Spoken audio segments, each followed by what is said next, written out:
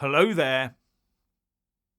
Rupert Lowe has just delivered a broadside against the Reform UK leader Nigel Farage. But is Farage holed below the waterline?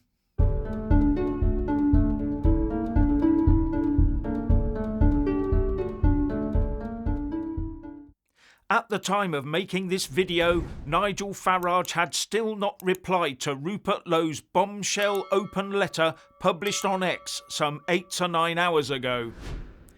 But he'd better get a wriggle on, because Lowe told Farage in the letter that he must retract and apologise for what Lowe is calling outright lies by the Reform UK leader.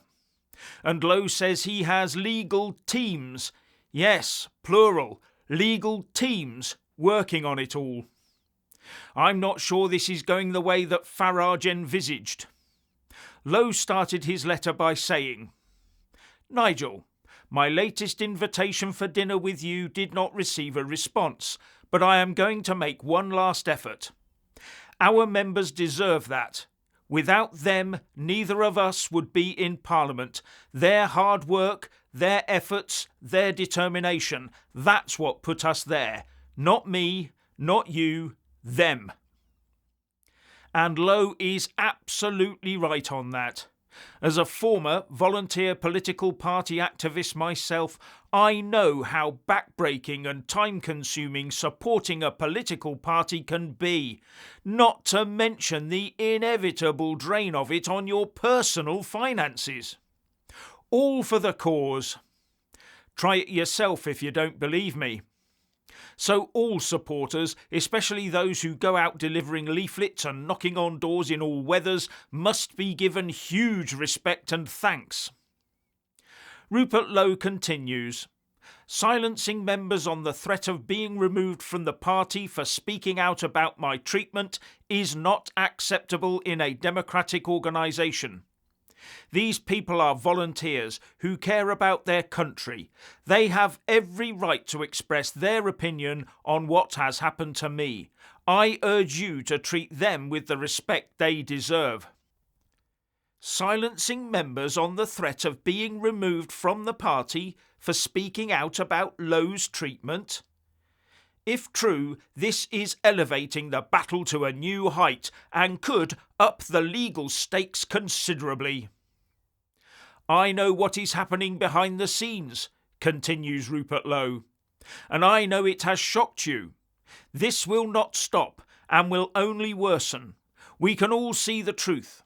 You launched this smear assault the day after I raised reasonable concerns about reform policy, communication and structure. What did you think it would look like? Did you honestly think it would appear reasonable? Your real motive was to remove me because I dared to ask questions, and I know you know that. I know what is happening behind the scenes, and I know it has shocked you. That smells of an internal party squabble spreading out across the UK and supporters cancelling their subscriptions. However, Farage might be thinking that this will soon blow over and Lowe will be forgotten, especially when we hear GB News reporting this earlier today. This with the audience. We said, who is this man? Of course, it is Rupert Lowe.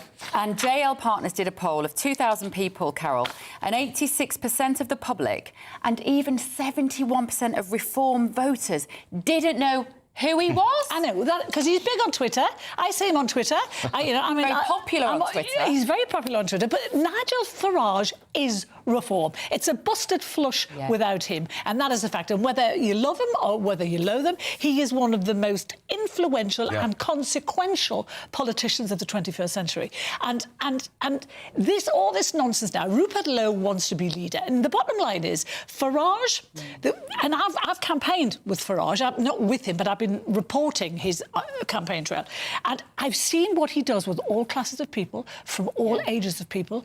He's like he draws them in like the Pied Piper. Rupert Lowe is a stinking rich ex-banker, super rich guy. So he's Farage. No, he's not on Lowe's level, and he's in the hunt and shoot and fishing brigade. He does not connect with people the way Nigel Farage does, and that's a fact.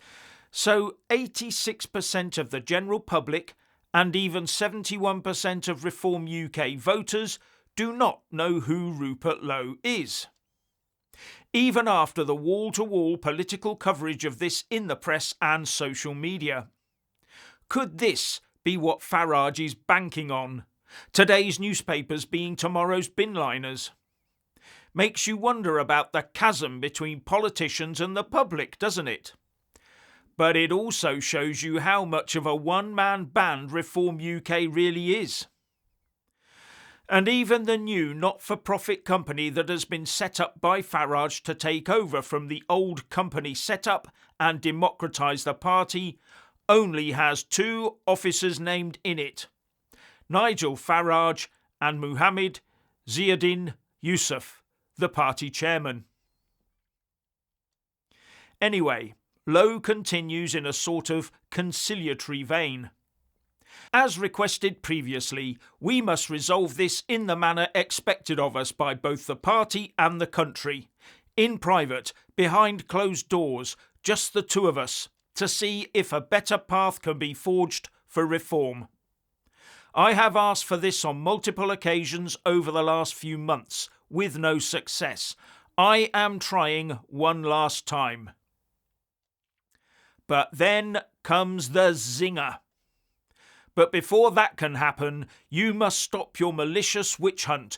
You personally have told outright lies about me on national television. I have undeniable evidence to prove this. I urge you to retract and apologise for these remarks today.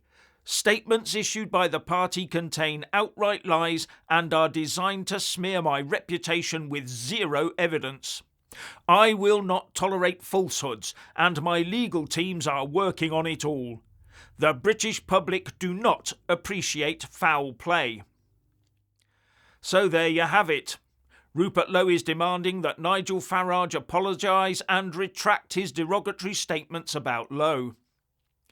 And if Lowe is right and proceeds with legal action, then Farage will find out that more and more people every day will start finding out who Rupert Lowe is and start doing their own research. Lowe went on with, "Egos must be parked to resolve this. I am trying to do that by reaching out, again. But first you must stop your wicked assault on my character and reputation. It all must halt. I hope to hear from you. If I don't, I'd like to put on record my thanks for what you did to deliver Brexit. Sadly, that legacy is being sullied by your appalling behaviour over the last week." And with an absolute stinger, he finished the letter with, "I once considered you a friend. I no longer do. But there remains a better way to resolve this. Rupert." Could this potentially make Nigel Farage and Reform UK unelectable going forwards? Finally, please like, subscribe and comment below, and a big shout out to our Patreon supporters, and thank you for watching.